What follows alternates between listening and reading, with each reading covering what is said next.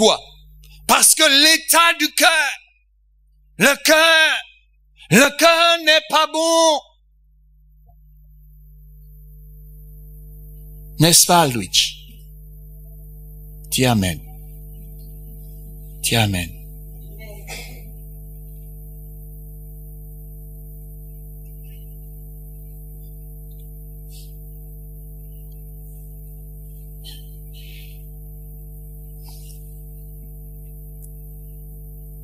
Vous savez, la Bible dit que le corps du croyant devient la demeure du Saint-Esprit. Et très souvent, en tant que chrétiens, nous oublions cela. Je suis la maison de Dieu. Alors, en tant que maison de Dieu, quelquefois je l'oublie. Je peux regarder des films pornographiques et ça ne me dérange pas. Le Saint-Esprit n'a plus aucune place. Mon cœur, je ne ressens plus aucune douleur intérieure. Je ne sens pas mon cœur se serrer, me faire mal. Vous savez, quand j'ai accepté le Seigneur, une des premières choses que j'ai réalisées, j'avais personne pour m'éduquer sur le Saint-Esprit. J'avais personne pour me dire, Jean-François, voici comment on reconnaît le Saint-Esprit. Voici comment il agit. Voici comment il fait.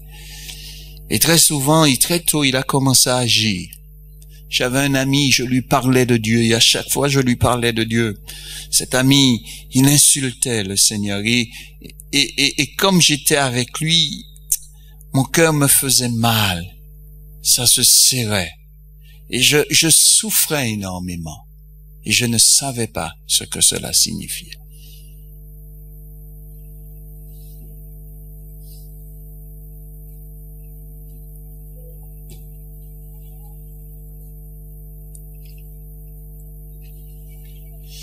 L'apôtre Paul dit encore, dans 1 Corinthiens 6, versets 17, 18 et 19, il dit ceci. Ne savez-vous pas que votre corps est le temple du Saint-Esprit qui est en vous, le temple? Qu'est-ce qu'on trouve dans un temple? Que trouve-t-on dans un temple, Bruno?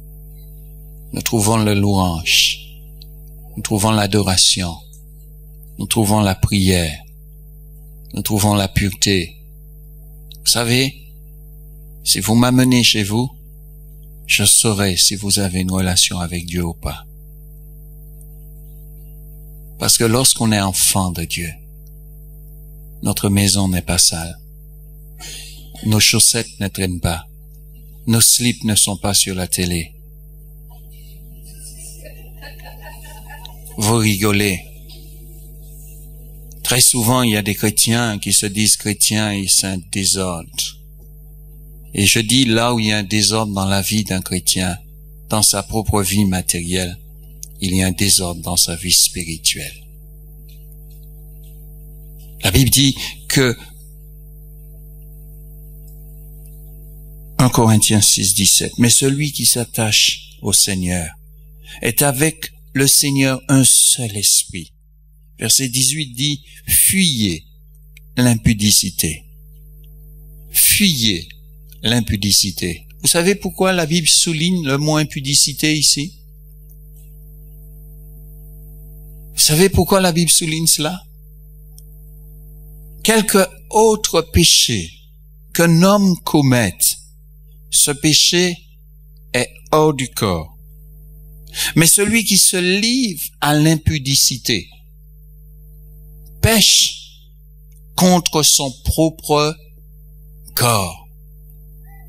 Ne savez-vous pas? Et il le rappelle à l'Église, il rappelle aux hommes, il rappelle aux chrétiens. Ne savez-vous pas que votre corps est le temple du Saint-Esprit qui est en vous? Il n'est pas dehors, mais il est dedans. Qui fait que quand tu regardes quelque chose, ce n'est pas seulement toi qui le regardes, tu fais que le Saint-Esprit soit participant avec toi.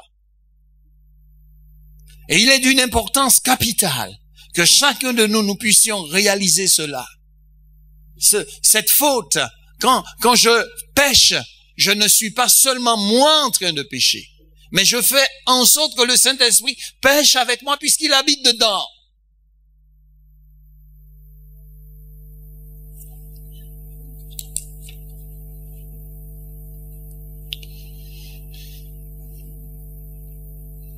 Ne savez-vous pas que votre corps est le temple du Saint-Esprit qui habite en vous, que vous avez reçu de Dieu, et que vous ne vous appartenez point à vous-même, car vous avez été rachetés à un grand prix. Glorifiez donc Dieu dans votre corps et dans votre esprit qui appartiennent à Dieu. Alors, cette bénédiction, nous voyons ici, quand le chrétien naît, quand il accepte Jésus, il devient un enfant de Dieu, il devient le temple de Dieu, il devient la maison de Dieu. Et dans cette maison, il y a une chose supplémentaire, il y a un cap à passer, il y a un pas supplémentaire à faire, et ce pas, c'est recevoir cette plénitude que nous voyons ici mentionnée dans le livre des Actes au chapitre 2. Il y a une volonté de la recevoir. Pourquoi je prends ce chemin-là? C'est pour permettre à chacun, quand j'ai accepté Christ, le Saint-Esprit habite en moi. Je parle en langue. Mais cette parole en langue ne se manifeste pas. Pourquoi? Parce que je ne suis pas encore devenu sensible et obéissant à la personne de Dieu. Mais le Saint-Esprit n'est pas dehors, il est dedans. Je cherche à parler en langue. Oui, tu cherches à parler en langue. C'est bien ce que tu fais.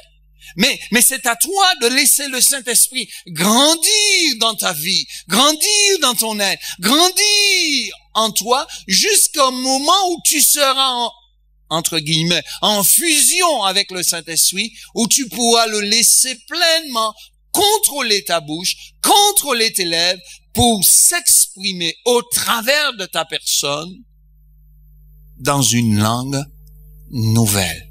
Et cela ne se fera pas indépendamment de toi. À un moment donné, je venais à l'église et je voulais tellement être baptisé. Je dis, Saint-Esprit, prends le contrôle de moi. Non, il prendra pas le contrôle de toi. Avec toi, vous serez coopérants.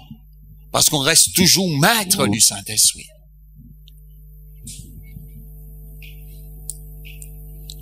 Il y a une chose que je veux souligner et espérer que j'irai beaucoup plus vite. Dans le livre, et je voudrais montrer une église extraordinaire, une église que je rêve d'avoir. Et j'espère qu'un jour, je pourrai avoir cette église parce que elle est formidable. Regardez, le livre des Actes, chapitre 1, verset 12. Il dit ceci. Jésus, avant de partir, au verset 8, dit ceci. Regardez le verset 8. Je prends le temps de le lire, après je le ferai pas. Jésus dit, ce n'est pas à vous de connaître les temps ou les moments que le Père a fixés de sa propre autorité quand le Fils de l'homme va revenir. Mais, Jésus dit mais, ce qui est essentiel, ce qui est important pour tous les chrétiens, c'est ceci. Mais vous recevrez une puissance, le Saint-Esprit survenant sur vous. Et vous serez mes témoins. Où ça? À Jérusalem, dans toute la Judée, dans la Samarie et jusqu'aux extrémités de la terre. Mais continuons, verset 12. Alors, les disciples retournèrent à Jérusalem de la montagne appelée des Oliviers, qui est près de Jérusalem, à la distance d'un chemin de sabbat. Quand ils furent arrivés, ils montèrent dans la chambre haute où ils se tenaient d'ordinaire. C'était Pierre, c'était Jean, Jacques, André, Philippe, Thomas, Barthélemy, Matthieu, Jacques, fils d'Alphée, Simon le Zélote et Jude, fils de Jacques. Verset 14 est pour moi super. Il dit ceci.